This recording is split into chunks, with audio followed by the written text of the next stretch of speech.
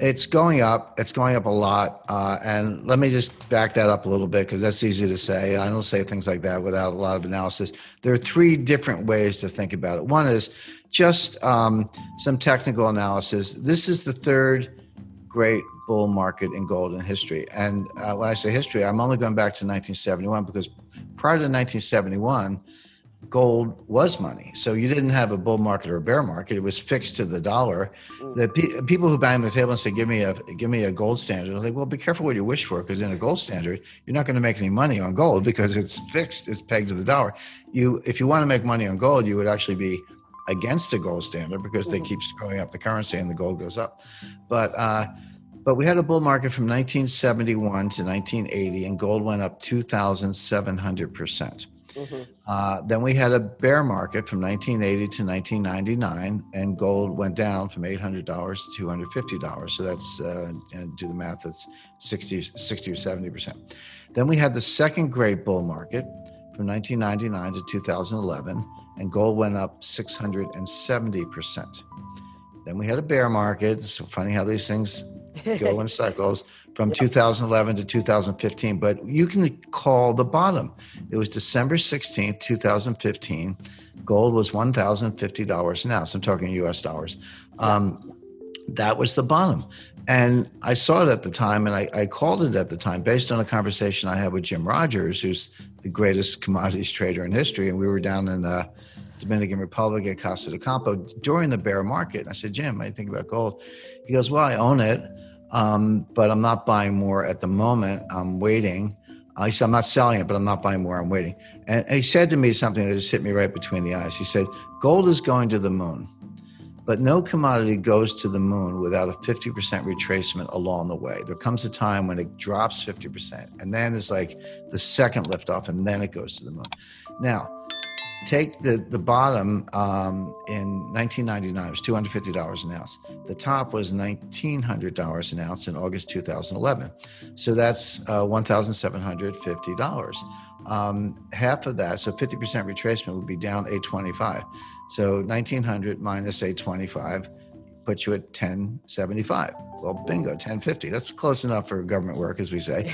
So when I saw 1,050, I talked to Jim Rodgers about this earlier. When I saw 1,050, I said, okay, there's your 50% retracement. Using 250 you have to have a base. Using 250 as your baseline, up to 1,900, take that gap, down 50%, boom, 1,075, we were 1,050. I said, that's the low. Now it's getting close to 1,900 again. I mean, actually, on an intraday basis, I think it just kind of kissed the all-time high. It was like right there. So there's the full retracement of the bear market. But this bull market, the third great bull market, started December 2015. We are up almost 90%. You go from 1,050 to 1,900. That's about 90%, 86, 87%. Yeah.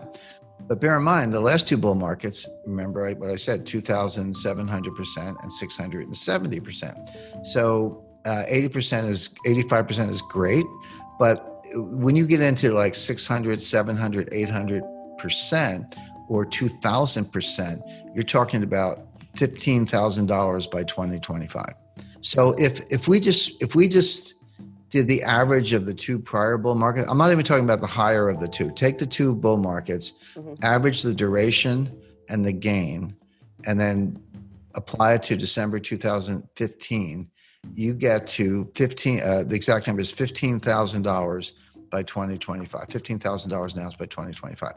But people go, that's 4 years away. It's like 5 years away. I was like, yeah, but to get to from 2,000 to 15,000, you got to go 3,000, 4,000, 5,000, 6,000. You can make a ton of money. So that's where it's going. Now, could it go down tomorrow? Sure. I mean, the gold's volatile. I don't get too hung up on it because I'm kind of a buy and hold person. You know, I don't get too euphoric when it goes up, but I don't get depressed when it goes down. In fact, when it goes down, I like to see it go up for our listeners and our readers. But personally, I don't mind when it goes down because you can buy more at a cheaper price because I know it's going up. I know where it's going. So the answer is, and just a little, again, sixth grade math is usually sufficient. When you get to higher levels, a fixed dollar increase is a smaller percentage increase. So people go, oh, it went from 1,800 to 1,900. It went to 2,000, 2,100, and that's a big deal and good for all of us. But those $100 increments get to be more and more frequent and more common because they start looking like 1/2 of 1%. 1/2 of 1% is not a big deal in the market. So you're going to see that on a daily basis. So my advice to people, of course, is buy gold. But I said that at 1,100, 1,200, 1,300, 1,400, 1,500, 1,600. I've said it all along, and people don't buy it. People also accuse me. They say, "Well, Jim, you're just talking your position. You're just trying to sell gold." I'm not a dealer. I don't make any money. If you buy gold, good for you. But I'm not in the business. I'm a writer. I'm an analyst, but I'm not a gold dealer. I'm actually one of the few analysts, apart from yourself and a few others, who are not gold dealers. But I think that gives you more credibility because you're not selling gold, you're understanding gold.